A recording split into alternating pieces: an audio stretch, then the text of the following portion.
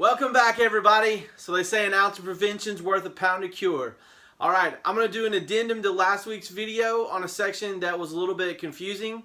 It's crazy. You do these videos and everything seems perfectly fine in your own mind. And then you watch it back and you think, why in the world did I say that? But without further ado, let's get to finishing these cabinets.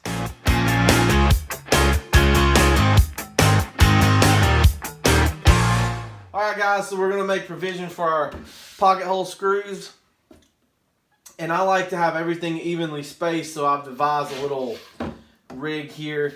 But if you don't have one of these, this is the first time I've actually used this on a project, so this is new to me as well. But I'll show in another video how you can set up the drill one to have everything consistent and be laid out so that everything's the same. So what I did on this is this one has a little edge marker. So the way I do this is I've got an edge marker, then I have a stop, and then I made a piece of wood that I just double stuck tape down to get my next one, and then I'll go on down. So let me show you how I do this right here.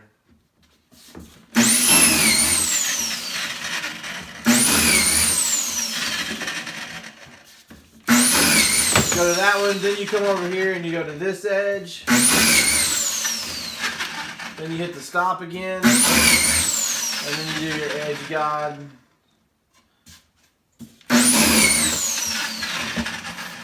Alright, now this piece wasn't exactly, I had to recut this video, but in the proper one it spaces everything in exactly the right space. Everything's super even, and I figured that out. So that's how I do my pocket screws. Now we got our sides all pocket holed.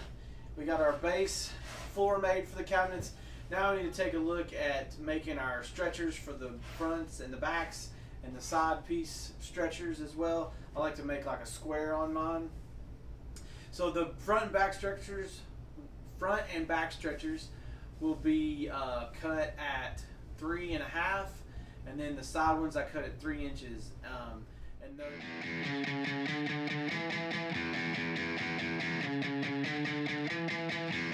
So now I got those pieces cut, and you cut your top pieces to the same dimension as your width, and then your side pieces will be cut to 15 3/4.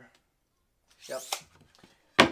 And that'll get those. Okay, so I'm using the Domino, but you could use a biscuit joiner, or you don't even have to use any of them. You could just go straight pocket screws.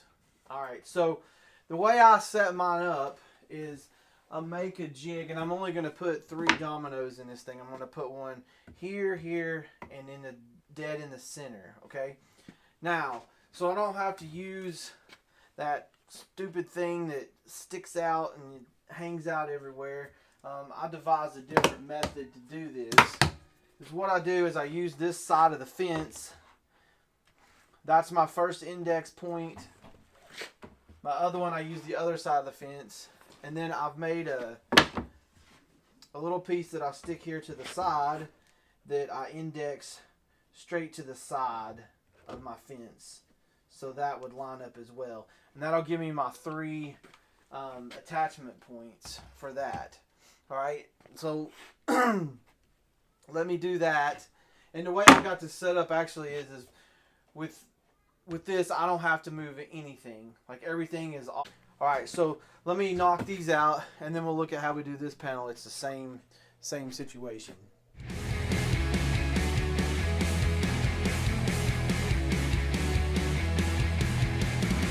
Okay, so now I'll do the same thing, but I'm going to plunge down this way. Okay, so you may wonder why I have this cut out of here. Well, when I index it off of this side, that hits in the way, so I just cut that out so that I can index straight, and that's my center point. Now on this one, just to give myself a little play, I like to go to the second one, and then I'll just knock these out and then do the tops. And the reason I do the tops is I index for this, and then this goes in there, a domino there, and it's just really an alignment point. You don't have to do it, but it makes it easier to put together. I've done it the other way where you just pocket screw and you get your pocket screws too high because they want to push up on you. So anyway, let me chop these out and then we'll go to the top portion of it.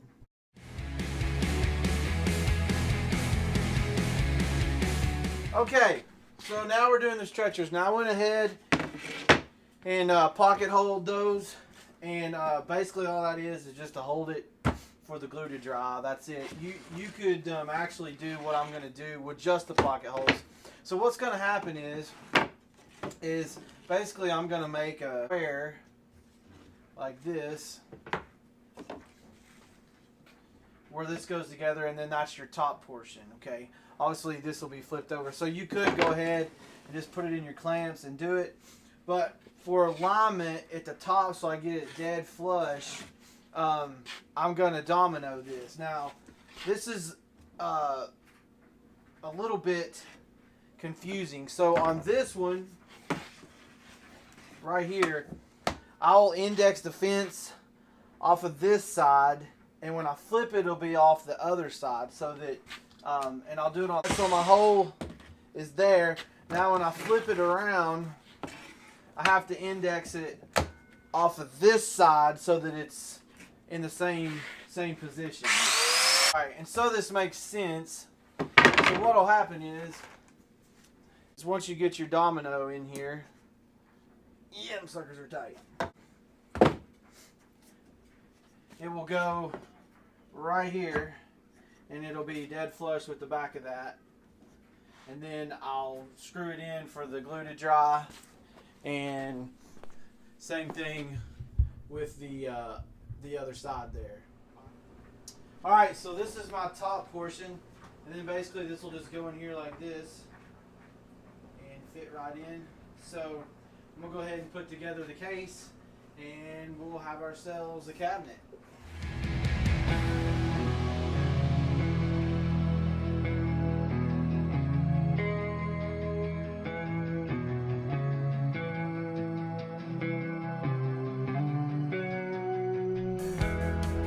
Alright, so we got our cabinet together.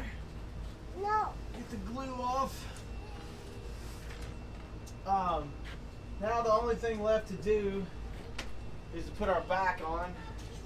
We'll measure that and cut it. Now all we do is install our back.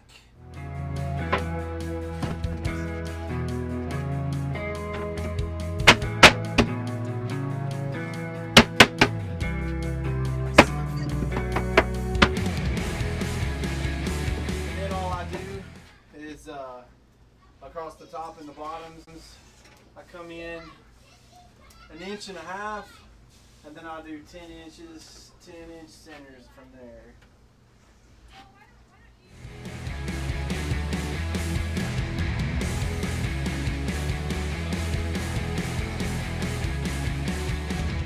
That's what it looks like when it's together. In the top, you can see everything's nice and tight. All right, everybody, thanks for watching. Next week, we're going to talk about the corner cabinet, and then the following week, we're going to get into the Pac-Man. See you next time.